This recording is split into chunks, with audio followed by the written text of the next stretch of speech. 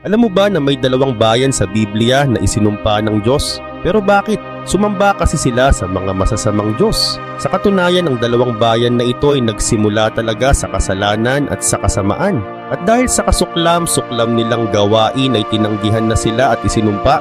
At ang nakakatakot pa ay pinagbawalan na rin silang makapasok sa kongregasyon ng Diyos. At ang sumpang ito ay umabot pa sa 10th generation. Sa video na ito bubuksan natin ng isa sa pinaka-kontrobersyal at madilim na bahagi ng Biblia. Ipapakita natin dito ang iskandalosong pinagmulan ng mga Moabites at Ammonites. Malalaman mo din dito kung ano ang koneksyon nila sa mga masasamang Diyos na sina Balaam, Baal-peor, Chemosh. At ang pinakamahalaga dito ay malalaman mo na kung bakit sila itinuturing na pinaka-isinumpang mga bayan sa buong kasaysayan ng Biblia. Pero bago tayo magsimula, huwag kalimutang i-like ang video na ito.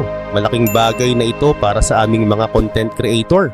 Maraming salamat at ngayon simulan na natin. Dito nagsimula ang lahat. Matapos makatakas ang pamilya ni Lot mula sa parusa ng Diyos sa lungsod ng Sodom, tumira sila sa isang yungib sa bundok kasama ang dalawa niyang anak na babae. Malayo sila sa mga lungsod at sa ibang tao. Dahil doon inakala ng kanyang mga anak na wala nang natitirang pag-asa at wala nang ibang makakasama sa mundo. Sa takot na tuluyan ng magwakas ang kanilang lahi at sa paniniwalang wala nang natitirang lalaki sa mundo, nakabuo ng isang plano ang magkapatid. Isang planong hindi lang mali, kundi lubhang mapanira. Sa loob ng dalawang magkasunod na gabi, nilasing nila ang kanilang ama. At habang wala siyang kamalay-malay, nakipagtalik sila sa kanya. Diretsong sinasabi ng teksto ng Biblia ang pangyayaring ito. Mula sa masamang gawain na iyon, dalawang anak na lalaki ang ipinanganak. Ang anak ng panganay ay pinangalanang Moab at ang anak naman na bunso ay tinawag na Ben-ami. Ang ibig sabihin ng Moab ay of the father, habang ang ibig sabihin naman ng Ben-ami ay son of my people. Mula pa lamang sa kanilang pangalan, dala na nila ang tatak ng iskandalo. Ang pinagmulan ng mga Moabites at Ammonites ay isa sa pinaka-nakakahiyang bahagi ng biblical genealogy.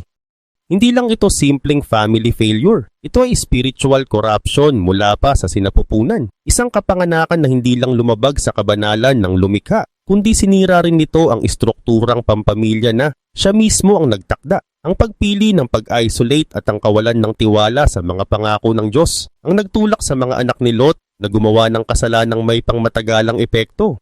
Ang maling desisyong ito ang nagdala sa pagsilang ng mga bayang may masamang gawain. Ang dalawang bansang ito ay hindi nabuo sa pamamagitan ng pagpapala, kundi sa pamamagitan ng manipulation, deception at sexual immorality. At ang bunga nito ay makikita sa kanilang mga kilos sa buong kasaysayan ng Biblia. Ang mga anak ni Lot na isinilang sa incest o maling gawain ay hindi nawala sa kwento ng kasulatan. Sa maraming kwento sa Old Testament, lagi silang nasasangkot sa gulo at madalas nakalaban ng plano ng Diyos. At kahit sa kabila ng kanilang mabigat na kasalanan, pinahintulutan pa rin ng Diyos na magkaroon sila ng bahagi ng lupain. Ngunit malinaw ang layunin nito. Ang pahintulot na yon ay may hangganan, may takdang panahon at may kaakibat na pananagutan. Ngayon naman, unti-unti nating mauunawaan kung bakit ang Panginoon, kahit na alam niya ang maruming pinagmulan ng mga bayang ito, ay pinahintulutan pa rin silang magkaroon ng lupain. Sa kabila ng kanilang pinagmulan na puno ng hiya, ang mga Moabites at Ammonites ay nakatanggap pa rin ng territorial inheritance. Hindi ito dahil karapat-dapat sila, kundi dahil pinili ng Diyos na pahintulutan ito. Makikita ito sa Deuteronomy chapter 2 verse 9. Ayon sa sinabi ng Panginoon kay Moses, Do not harass Moab or contend with them in battle, for I will not give you any of their land as a possession. At makalipas lamang ang ilang talata, sa Deuteronomy chapter 2 verse 19, inuulit ang parehong utos patungkol naman sa mga anak ni Ammon. Malinaw dito ang isang mahalagang prinsipyo. Ang lupaing ibinigay sa kanila ay hindi gantimpala. Ito ay desisyon ng soberanya ng Diyos. Hindi dahil mabuti sila, hindi dahil banal sila, kundi dahil ang plano ng Diyos ay gumagalaw lampas sa lohika ng tao. Ang Moab ay kumuha ng lupain na dati ay tinitirhan ng mga Emim, isang lahing kilala sa kanilang tangkad at lakas, inihahambing pa sa mga giants. Ang Ammon naman ay nanirahan sa lupain ng mga Zamzumim, isa ring bayan na kilala sa dami at lakas ng kanilang mga mandirigma. Sa kasulatan, ang mga bayang ito ay kumakatawan sa lakas ng laman at kayabangan ng tao. At dito nagiging malinaw ang isang pattern. Ginamit ng Diyos ang Moab at Ammon kahit sila ay espiritual na kontaminado bilang instrumento ng hatol upang alisin ng mga lahing yon sa lupain at palitan sila. Isang pagkilos ng Diyos na nagpapakita na minsan pinahihintulutan niya ang isang bayan na umupo sa isang lupain kahit hindi sila banal dahil ang kanyang layunin ay mas malawak kaysa sa inaakala ng tao. Ngunit mahalagang linawin ito. Ang pahintulot na yon ay hindi nangangahulugan ng pagtanggap. Hindi sila pinagpala gaya ng Israel. Hindi sila itinuring na bayan ng tipan. Sila ay pinagbigyan lamang sa loob ng isang panahon, parang anino ng awa ng Diyos na patuloy pang nakalutang sa mga inapo ni Lot. Ngunit ang awa na yon ay may kondisyon. Kapag nagpatuloy sila sa paghihimagsik, darating ang hatol. At dumating nga ito. Ang Moab at Ammon, bagamat tagapagmana ng lupain, ay hindi naging lingkod ng Panginoon. Ginamit nila ang kanilang teritoryo hindi para itaguyod ang katuwiran, kundi para bumuo ng paganong kultura, isang sistemang nakatayo sa idolatry, human sacrifices at mga alyansang sumasalungat sa Diyos. Lumago sila kasabay ng Israel pero hindi sila kailanman nagpasakop sa Diyos ng Israel. Makikita ito sa disenyo ng kanilang mga lungsod, sa kanilang mga ritual at maging sa kanilang ugnayang pampulitika. Ang pagbibigay ng lupa ay hindi nagbago sa kanilang puso. Hindi sila naging banal na bayan. At kalaunan, ang kanilang paghamak sa Israel ay naging lantad. Nang lumapit ang Israel sa kanilang hangganan, ang hari ng Moab na si Balak ay napuno ng takot. Alam niya na ang bayan ng Diyos ay hindi karaniwang hukbo. May hindi nakikitang kapangyarihan sa kanilang piling. Isang banal na pabor na nagpayanig sa puso ng kanilang mga kaaway. Dahil hindi niya kayang harapin ang Israel sa digmaan, gumawa si Balak ng ibang hakbang. Bumaling siya sa korap na espiritualidad ng kanyang bayan. Sa halip na espada, gumamit siya ng sorcery. Kinuha niya si Balaam, isang propeta na kilala sa kanyang mga sumpa at basbas. Isang taong kinatatakutan dahil sa paniniwalang eksakto at epektibo ang kanyang mga salita. Ang layunin ay malinaw. Gamitin ang baluktot na espiritualidad upang talunin ng isang bayang naglalakad sa ilalim ng pinakamataas na pagpapala. Dahil sa kasakiman, tinanggap ni Balaam ang suhol. Pero habang papunta siya, inarangan siya ng anghel ng Panginoon. At mas nakakahiya pa, ang sarili niyang asno ang unang nakakita sa hindi niya nakita. Ang hayop ang nakakita sa panganib na hindi nakita ng propetang may pangalan at reputasyon. Ginamit ng Diyos ang pinaka hindi inaasahan upang ilantad ang spiritual blindness ng isang taong may kaloob pero bulok na ang puso. Kahit may kakayahan si Balaam, malinaw na siya ay espiritual ng korap. Paulit-ulit niyang sinubukang sumpain ng Israel. Pero sa bawat pagtatangka, kinuha ng Panginoon ang kontrol ng kanyang bibig. Sa halip na sumpa, basbas ang lumabas. At ang sumpang dapat sana ay tumama sa bayan ng Diyos ay bumalik, hindi sa Israel kundi sa Moab at Ammon mismo.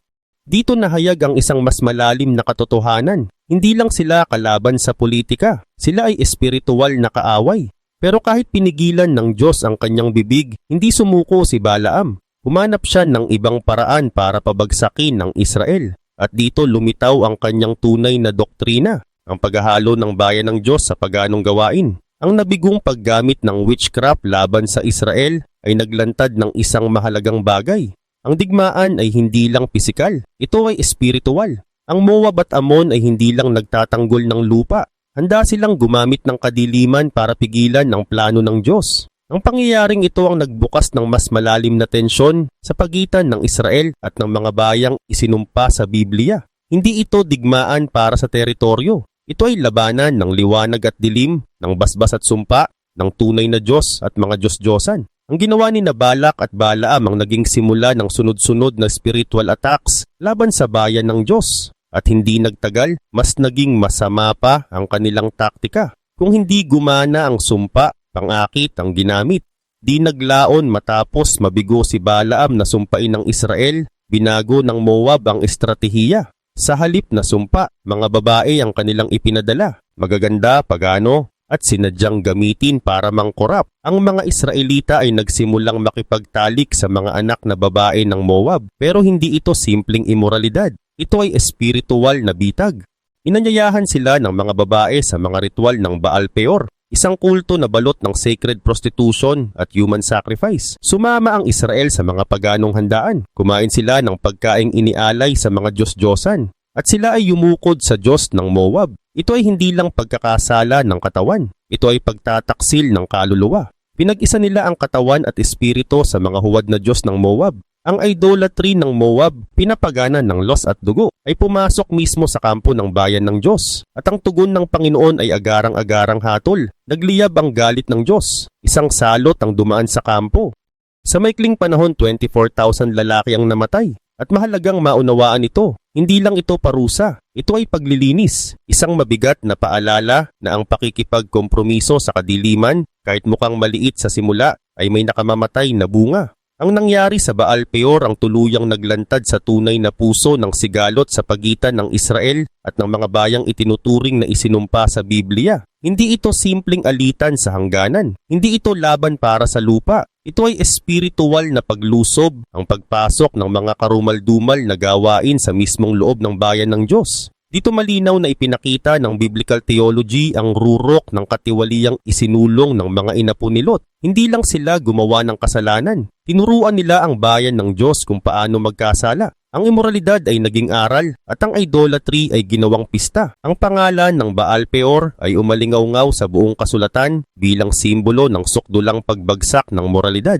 Ang kasalanan ay hindi dumating sa pamamagitan ng dahas. Hindi ito puwersahang ipinasok mula sa labas. Pumasok ito ng tahimik sa pamamagitan ng pangakit, ng pandama, ng pagnanasa. At ito ay isinulong ng isang bayan na mula pa sa kapanganakan ay may hilig na sa paglihis. Ang Moab ay naging tuwirang instrumento sa pagbagsak ng marami sa Israel. At ang pangyayaring ito ang magpapaliwanag kung bakit hindi nagtagal. Nagpahayag ang Diyos ng isang hayag at pangmatagalang pagtanggi laban sa mga bayang ito. Ang pagtangging iyon ay hindi emosyonal, hindi padalos-dalos. Ito ay isinulat mismo sa kautusan ng Diyos upang hindi kailanman makalimutan. Ayon sa sinabi ng Panginoon sa Deuteronomy chapter 23 verse 3. An Ammonite or a Moabite shall not enter into the congregation of the Lord. Even to their 10th generation, none of them shall enter into the congregation of the Lord forever.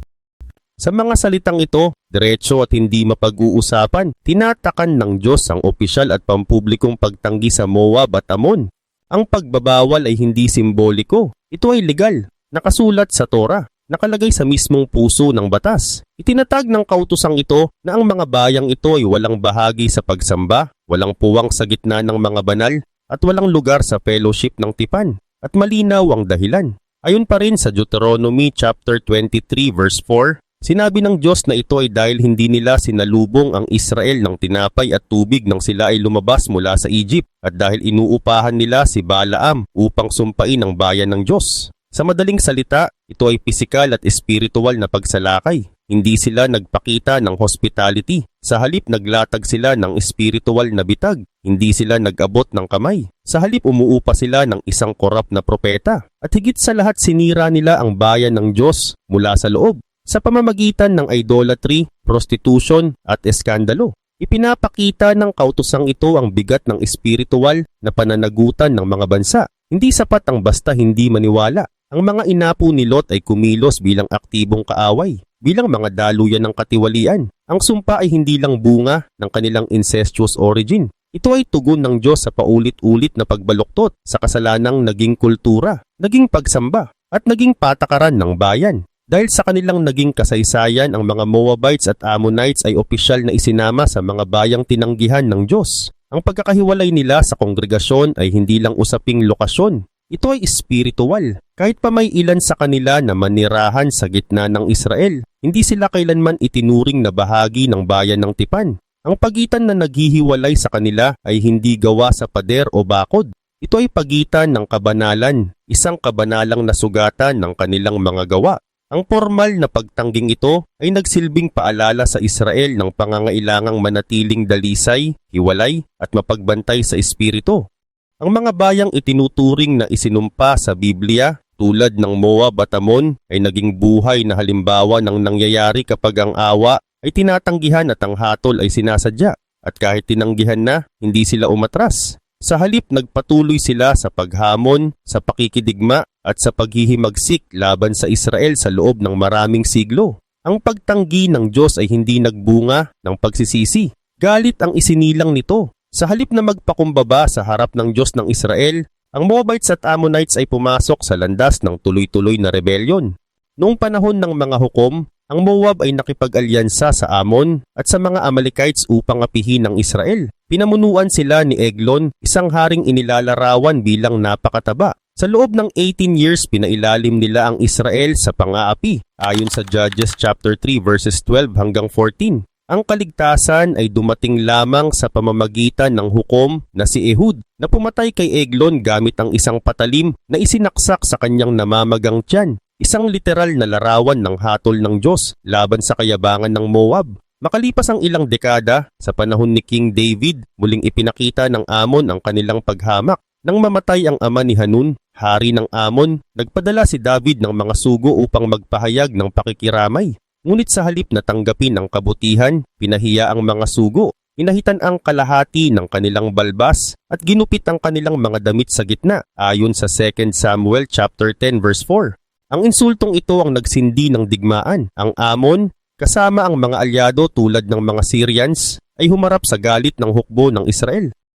Muli tinanggihan ng Ammon ang kapayapaan, mas pinili ang mga paganong alyansa at walang saysay na sagupaan. Sa 2 Chronicles chapter 20, ang Moabites at Ammonites, kasama ang mga naninirahan sa Mount Seir, ay bumuo ng isang koalisyon upang salakayin ang kaharian ng Juda. Si Jehoshaphat, isang makadiyos na hari, ay humingi ng tulong sa Panginoon sa pamamagitan ng pag-aayuno at panalangin. At muling kumilos ang Diyos ng makapangyarihan. Pinabaling niya ang mga hukbo laban sa isa't isa. Nagpatayan sila. At sila mismo ang naglipol sa kanilang sarili. Ang mga kaaway ay bumagsak dahil sa sarili nilang puot at nilamon sila ng galit na sanay para sa Juda. Ang kapahamakan na kanilang binalak ay bumalik sa kanila. Ipinapakita ng mga pangyayaring ito ang isang hindi nagbabagong katotohanan na ang mga bayang tumitindig laban sa plano ng Diyos ay paulit-ulit na nahuhulog sa sarili nilang kasamaan at ang rebelyon kapag pinatagal ay nagiging sariling hatol. Ang Moab at Ammon ay naging paulit-ulit at walang sawang kaaway ng bayan ng Diyos. Hindi lang nila tinutulan ang Israel, nakipag-alyansa sila sa kahit sinong puwersang bumabangon laban dito. Paulit-ulit silang lumitaw sa mga digmaan, pangungutya at lantad na paghamak.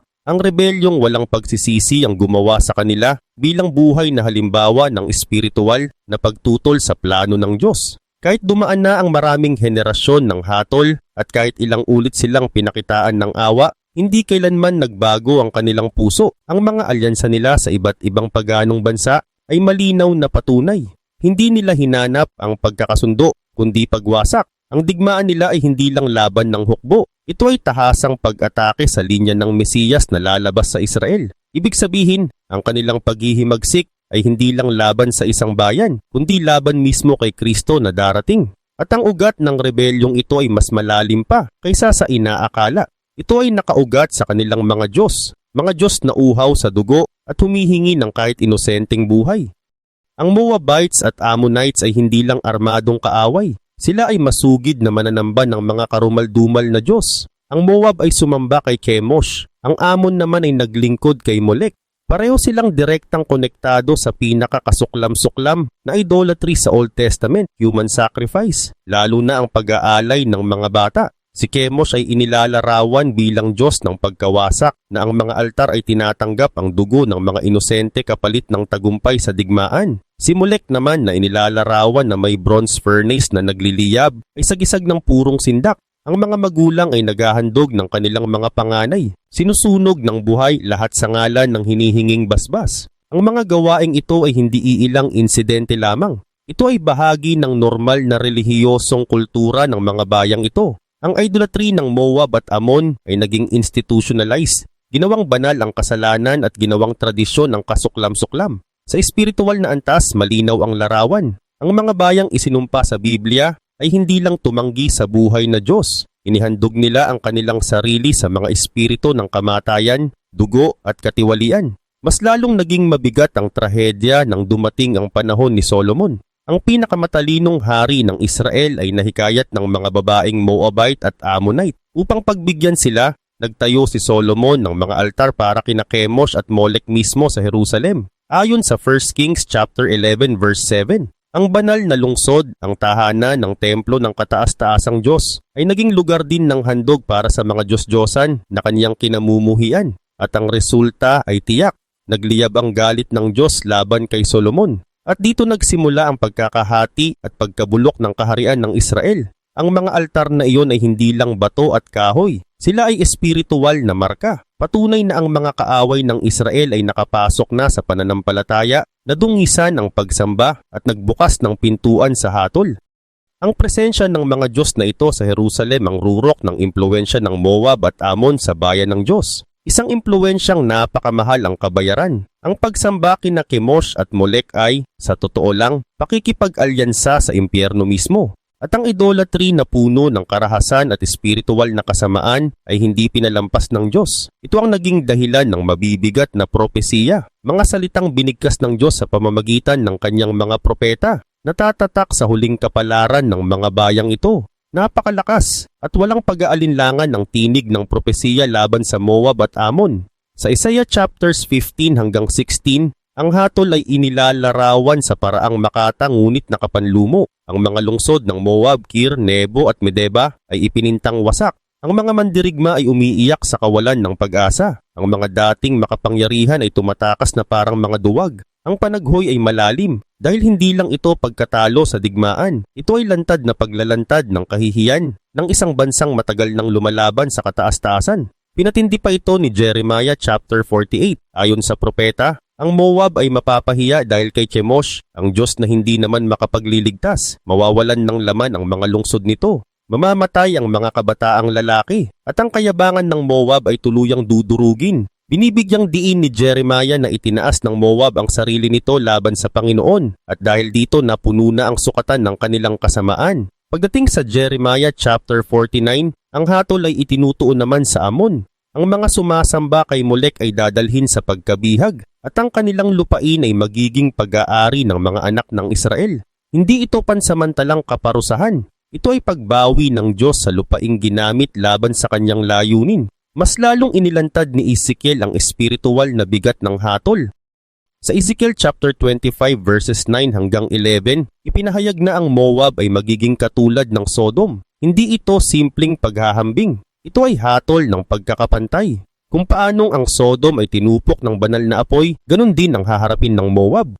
Isang kapahamakan na walang balikan. Sinabi ng Diyos na ilalantad niya ang mga hangganan ng Moab at ibibigay ito sa mga bansa sa silangan. Para naman sa Ammon, inihayag ng propeta ang walang hanggang pagkawasak, isang kapalarang lumalampas sa panahon. Hindi lang ito parusang panlupa, ito ay espiritual na deklarasyon ng tuluyang pagtanggi. At tinatakan ni Zephaniah chapter 2 verse 9, ang lawak ng hatol ng walang kalabuan. Ayon sa salita ng Diyos, ang Moab ay magiging tulad ng Sodom at ang mga anak ng Ammon ay tulad ng Gomora, isang lupain ng mga dawag, mga hukay ng asin at perpetual desolation. Ang asin dito ay hindi lang simbolo ng pagkawasak, ito ay tanda ng kawalan ng buhay.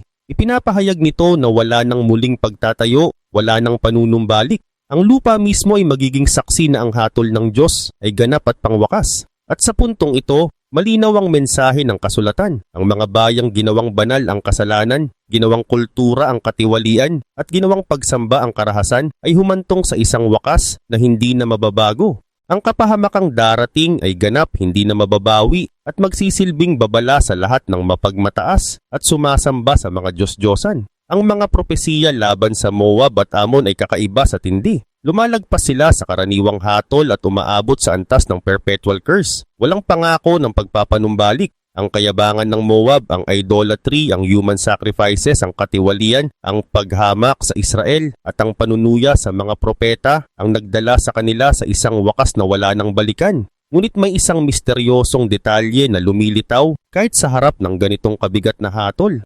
Sa mga pangitain ni Daniel tungkol sa huling mga araw, may isang hindi inaasahang pahayag. Ayon kay Daniel, Many shall fall, but these shall escape out of his hand. Edom, Moab, and the chief of the children of Ammon. Mula sa Daniel chapter 11 verse 41. Ibig sabihin ang mga inapo ng sinaunang kaaway ng Israel, mga bayang matagal ng hinatulan, ay pansamantalang makakaiwas sa kamay ng Antichrist. At dito lumilitaw ang isang teolohikal na palaisipan. Paano makakatakas ang mga bayang isinumpa na sa panahong ang buong mundo ay nasa ilalim ng kapangyarihan ng taong makasalanan? Hindi malinaw ang buong sagot sa teksto. At maging ang mga biblical scholars na tapat sa kasulatan ay umaamin na ito ay isa sa mga hiwaga ng Biblia na naghihintay pa ng ganap na pahayag. Ngunit may mga pahiwatig. Ang pag-iwas na ito ay hindi kaligtasan. Ito ay pagpapaliban. Hindi sinasabi ng teksto na ang Moab at Ammon ay pinawalang sala. Sinasabi lamang na sila ay pansamantalang pinalampas marahil dahil sa isang tiyak na layunin sa plano ng Diyos sa mga huling araw.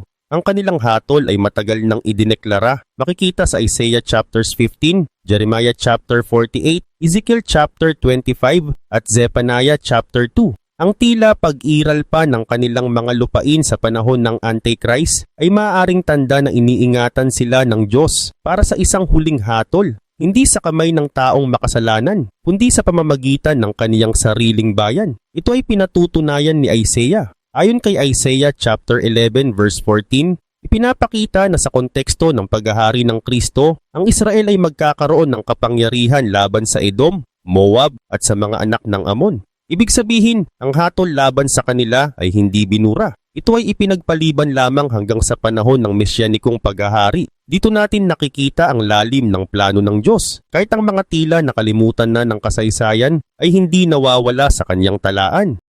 Ang pagbanggit sa Moab at Ammon sa mga propesiya ng wakas ay patunay na walang detalye sa kasaysayan ng Biblia ang napapabayaan. Ang Moab at Ammon, kahit libu-libong taon matapos ang kanilang baluktot na pinagmulan at tuloy-tuloy na rebelyon, ay may papel pa rin sa mga huling pangyayari sa mundo. At sa dulo ng mahabang linya ng kasaysayan at propesiya, isang tanong ang kusang bumabangon. Bakit sila itinuturing na pinaka-isinumpang mga bayan sa buong Biblia?